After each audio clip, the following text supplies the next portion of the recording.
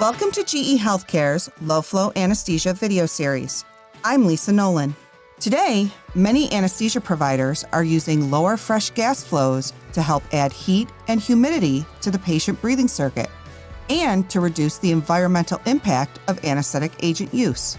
Unlike an ICU ventilator, the anesthesia delivery system uses a circle system, which allows the rebreathing of oxygen and anesthetic agent instead of being expelled to the atmosphere. Have you ever asked yourself, why does my set oxygen and anesthetic agent values not match my measured values? This is due to the rebreathing of recycled patient gas when using a circle breathing system and a result of the dilution effect of rebreathing. This video will discuss the dilution effect of rebreathing. Let's get started. What is the dilution effect of rebreathing?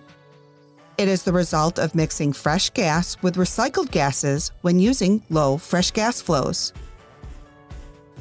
The ratio of fresh gas flow to the patient's minute ventilation determines the amount of rebreathing.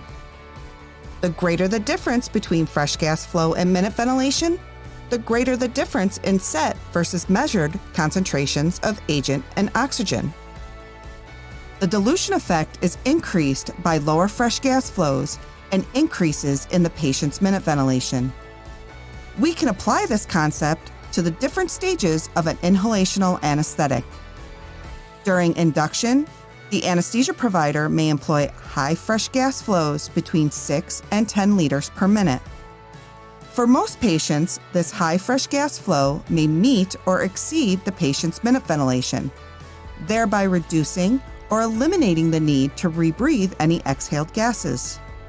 This creates a non-rebreathing system, as most of the exhaled gases are going out to scavenging and not being rebreathed by the patient.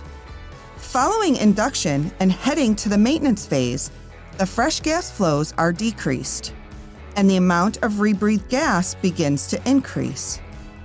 The rebreathed gases contained lower agent and oxygen concentrations due to patient uptake of agent and oxygen. Since the patient's minute ventilation exceeds the set fresh gas flow, the rebreathed gases make up a larger portion of the subsequent tidal volume. The level of dilution is proportional to the ratio between fresh gas flow and the patient's minute ventilation. Greater the dilution, the greater the difference between the vaporizer setting versus the inspired agent concentration and the set oxygen percentage versus the inspired oxygen concentration. Emergence acts similarly to induction. Fresh gas flows are increased to eliminate anesthetic agent from the patient and breathing system.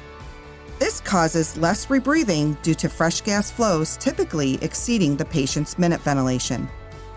Let's go back to the original question. Have you ever asked yourself, why do my set oxygen and anesthetic agent values not match my measured values?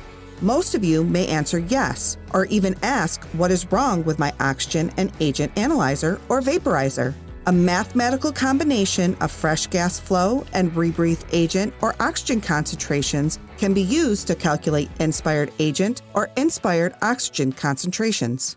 Here are the 4 parameters needed for the calculation: the fresh gas flow, the set agent concentration, the patient's minute ventilation, and the expired concentration of agent from the gas analyzer. Let's put values to these parameters. Fresh gas flow at 2 liters per minute, set agent concentration at 3%, patient's minute ventilation is 8 liters per minute, the expired concentration of agent from the gas monitor is 1%. So, with 8 liters per minute of minute ventilation, 2 liters per minute of fresh gas flow at 3% set agent concentration equals 60 milliliters. 6 liters per minute of rebreathed gas at 1% expired agent concentration equals 60 milliliters.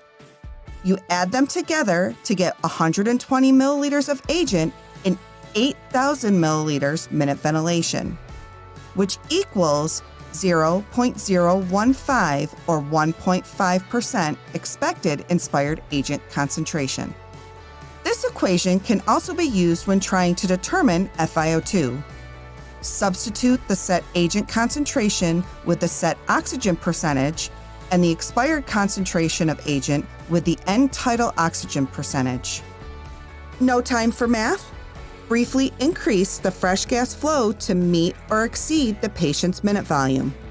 The inspired concentrations should increase close to the set concentrations, which determines if the anesthetic agent and oxygen measurements are affected by dilution effect. If the set concentrations of anesthetic agent or oxygen do not increase close to the set concentrations, then there could be an issue with your gas analyzer or vaporizer. So, how do you adjust for effects from the dilution effect of rebreathing? Use a gas analyzer that measures both inspired and expired gases and anesthetic agent. Titrate oxygen and anesthetic agent concentration for a given fresh gas flow and patient minute ventilation, as this may require a higher vaporizer and oxygen setting. Understanding the dilution effect of rebreathing is as easy as that on GE Anesthesia delivery systems. I'm Lisa Nolan with GE HealthCare. Thank you for joining our discussion on the dilution effect of rebreathing.